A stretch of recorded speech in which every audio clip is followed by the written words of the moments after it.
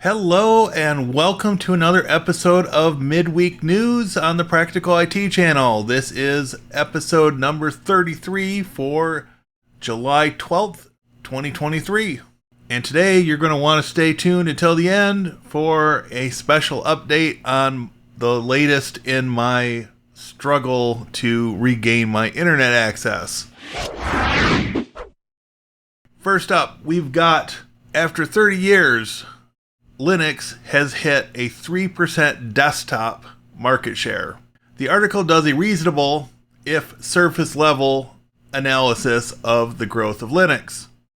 It doesn't appear as if the article puts ChromeOS, which is in fact built on top of the Linux kernel, as a Linux desktop, but that's okay. 3% is a great milestone, even if it did take 30 years to get here.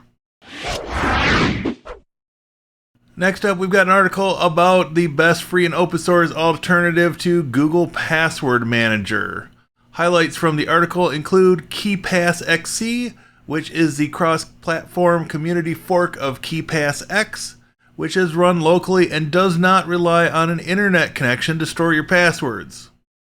We've got Bitwarden and Buttercup, which is a simple password manager based on NodeJS. So I'm already a Bitwarden user, but I had never heard of Buttercup, and I may have to take a look. The Lichee Pi 4A. As you can probably guess, this is another single board computer. Instead of being Intel or ARM based, this one uses a RISC-V system on chip. It's worth a look even if you don't end up picking one up. RISC-V has come a long way in recent years. Although, who knows, it may take 30 years for that to become a contender. Is it time to dump Linux distros backed by big corporations? That's the $10 million question. With the latest Red Hat debacle, many in the Linux community are debating this exact topic. I say, use what makes you happy. At the same time, testing other distributions is a great way to have a contingency plan in place if your corporate-backed distribution does something you really don't like. In my case, I could quite easily migrate my servers to Debian. Snap-based immutable Ubuntu coming while FlatHub downloads past the billion mark. From a security standpoint, I can see the benefit of an immutable Ubuntu. I'm not completely sold on snaps for desktop use. In my opinion, which take it for what it is, Flatpak makes a lot more sense and seems to have a lot more push from the community outside of Canonical. Again, use what makes you happy. I'm not here to judge. Solus Linux 4.4, codenamed Harmony, has been released. After a 2-year hiatus, which followed lead developers leaving the project, Solus is back. The 4.4 release is powered by a 6.3.8 kernel, supports a broader range of hardware such as newer NVIDIA and AMD GPUs, NVMe controllers RAID mode, as well as secure boot. It comes with the latest Budgie 10.7.2 desktop, where Nemo replaces Nautilus as the file manager, and variants based on GNOME 43.5 and Plasma 5.27.5 desktops are also available. And it's worth checking out if you want something different to play with. Linus Torvalds delivers Kernel 6.5 Release Candidate 1. This is claimed to be a rather calm release, and the article notes that bcachefs did not make the cut for 6.5. Linux Mint 21.2 final ISOs are being tested.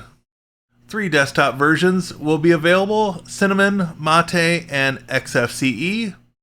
Mint is always interesting to keep an eye on, and I'll especially be watching for the Linux Mint Debian edition, which should follow later in the summer. The Google Pixel 8 phone may come with a price hike. If the article is correct, the base price may start at $699, which would be a $50 price hike over its predecessor. Rumored specifications include a 6.17 Full HD Plus OLED with a 120 Hz refresh, Tensor G3 system on chip, 8 gigs of RAM and up to 256 gigs storage, possible 50 megapixel primary camera with optical image stabilization, as well as a 12 megapixel ultra wide sensor and an 11 megapixel selfie camera. 4,485 milliamp hour battery supporting 24 watt fast charging while wired and 12 watt wireless charging. Intel is killing its line of NUC computers. NUC, which stood for Next Unit of Computing, was the ultra small sort of cube type computers that Intel had been making for quite some time.